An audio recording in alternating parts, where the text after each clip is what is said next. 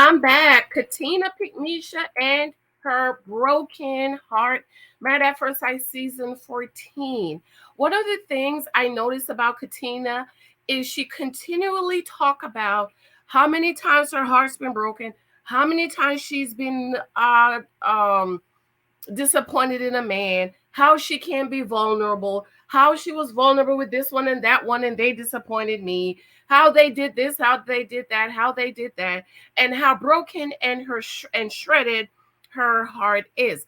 Now, Katina Pickmesha, I don't want you ladies to look at it from the angle we usually look at a Pickmesha from.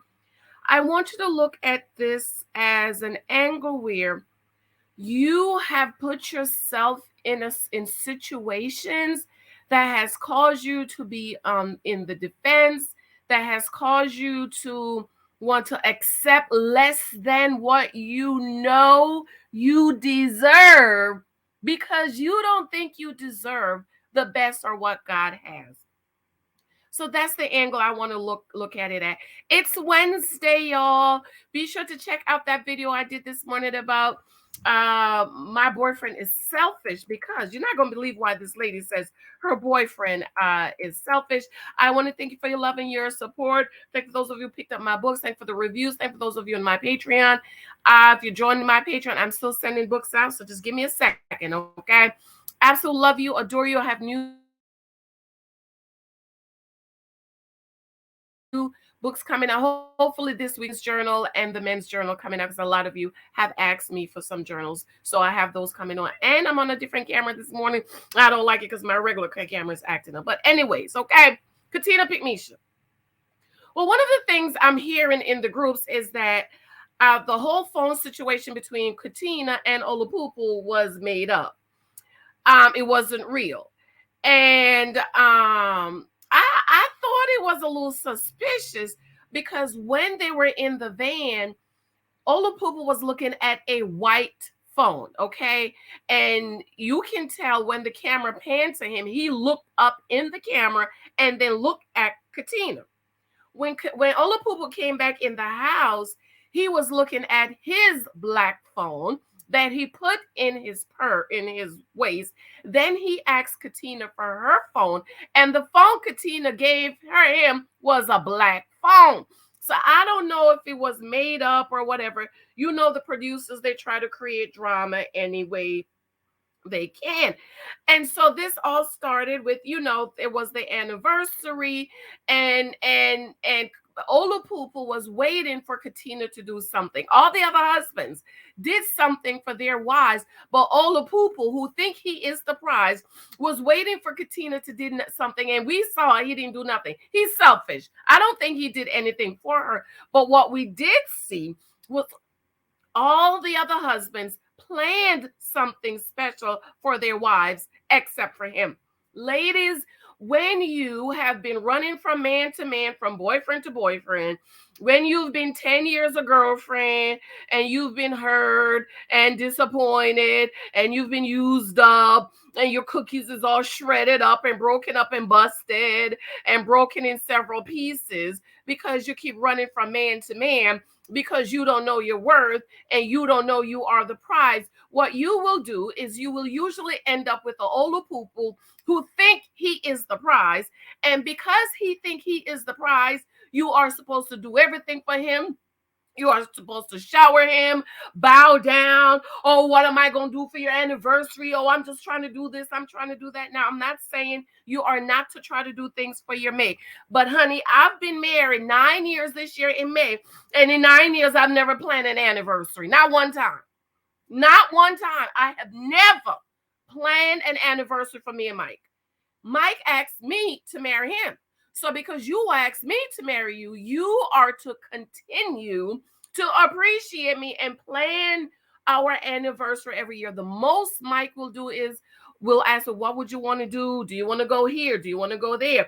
Or I said, Mike, whatever you plan, I'm okay with it. I'm not fussy. Okay, plus what we plan is usually playing around the kids anyways, because we don't like to leave our kids But I've never planned an anniversary. And we see all the people sitting down where, oh, you did good, Katina, you did good. And poor Katina, she's probably got some self-esteem because she's been with this one and this boyfriend and that boyfriend. Ladies, this is why I tell you, do not do boyfriends. Do not meet men and get in a relationship with them and make them your man, your boyfriend, because you do not have the data. This is why dating for marriage over here at Church Girl is important. This is why it is important to know the different types of men. If you don't know, pick up the book, that they are available, and you need to know who you're dating when you're talking. This is why you need to know your identity in Christ. When you know your identity in Christ, ladies, you will not accept less than. You will not sit down and allow a man to yell and scream at you. You will not allow a man to abuse you either verbally, financially, emotionally, or any other way. Psychologically, you will not allow it because you know your identity in Christ. You need to know that you are loved by God, you are forgiven, you are a prized possession. In this book, if you don't have it, read it. You are seated with Christ in heavenly places. You are seated on the throne of God in Christ on the right hand of God. So when you know your identity, ladies, you will not allow a man to think that he is the prize. And if he doesn't recognize that you are the prize, then what you do, you get up and you walk away. Okay, I'm not about to run no man down. I'm not about to beg you to marry me. I'm not about to be your girlfriend for 10 years.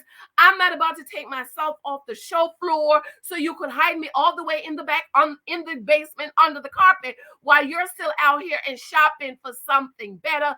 I'm not putting my life on hold for you to make a decision about me. I'm not waiting a year for you to make a decision about me. I'm not going to tell you to marry me now or else. I'm not going to do any of those things because I know my identity. I know that I am the prize. I'm not going to allow you to misuse me, mistreat me. Pay attention when you are dating. Every woman, every wife that has cried abuse after marriage, and I talk to them, you know what they always tell me? Well, you're right, Janice. He was doing this, he was doing that. See, those are things you have to pay attention. How he talked to you, how he treats you. Because like my daddy says, the way he treats you when you were dating and engaged, multiply that by 1,000,000, and that's going to be your marriage. So if he was yelling and screaming and abusing you, what you think is going to happen when you and him is locked up in the house all by yourself? But see, ladies, when you keep having boyfriends that keep hurting your heart, keep disappointing you, see, I'm wearing my Your Royal Highness shirt, keep disappointing you, that it caused you to be in a place of defense. And now whatever man comes, whoever comes, he might not be God's best for you. He might be abusive, but at least you got you somebody, because you don't know your worth. You've been abused so much. You've been lied to. Your self-esteem is crushed.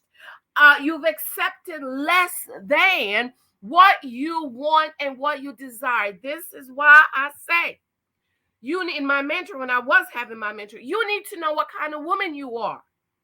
You need to know what is acceptable, and you need to know what you will not accept.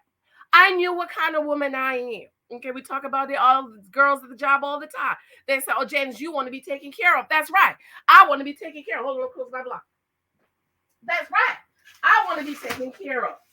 I'm not about to marry you, right? Submit to you, give you my life, sign my life over to you, and still pay my mortgage or my rent. Not this girl. I'm not going to do that. See, I knew within myself that I wanted a husband who can love me, adore me, treasure me, think that I'm the best thing on God's green earth next to sweet baby Jesus. I knew that that's what I wanted. So because that's what I wanted, I dated for that. And when people were expecting me to accept less than what I want, or I met men who thought I was not up to their standard, like the man that wanted me to do a boobs implant, guess what I did? I walked away. I never look back. I'm not about to convince you to love me for who I am. And I pray, God, send me somebody. I want to meet somebody that's going to love me for who I am. Everything about me. He's not going to need me to get no bigger boobs, no bigger behind. He's not going to want me to wear wigs or weaves if that's not what I want. He's not going to want me to have a full face of makeup every day if that's not what I want. Okay, I want a husband that's going to adore me. I want somebody who's going to love me like Christ loved the church. I don't have to ask. I don't have to beg. I don't have to plead. I want to know he loves me. No questions asked. I want somebody who's going to treat me like you do a brand new baby, where you have to hold the baby head and you must be careful because the baby is so precious. That's what a wife is. Do you understand? God loved the world so much that he gave his son. Now you think about that. Would you give your baby, your son, your child to save somebody else? No, you wouldn't. Why I wouldn't do it? Because I don't love y'all like that. But God loved us so much. And then the Apostle Paul said, husbands, love your wives like Christ loved the church. How does Christ love the church? He loves the church so much that he died. So if a man is not able to lay his life down for you, ladies, because you are the prize, what you wasting your time for, girl? I got to go. I got to go wake my baby up. I got to go. I love you. I love you. I love you. Let me know what you think. Be sure to check my books out. I need reviews on Amazon. Thank you for those who join my Patreon. Come on over to Patreon. I'll see you later, girl. Love you. Bye.